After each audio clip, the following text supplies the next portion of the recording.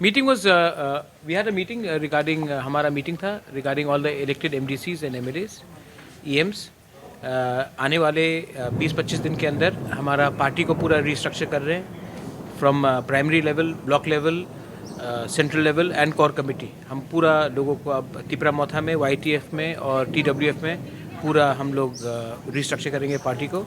और आने वाले दिन में हमारा जो आंदोलन है for Greater Tipraland, constitutional solution, Kokborok script on village council election, जो customary law bills, land bills जो हमने गवर्नमेंट को दिया है, गवर्नर को दिया, उन्होंने अभी तक पास नहीं किया, उसके लिए हम लोग अपना आंदोलन शुरू कर देंगे.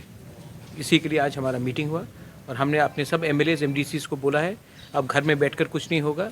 लोगों ने हमें चुना है उनके लिए बात करने के लिए.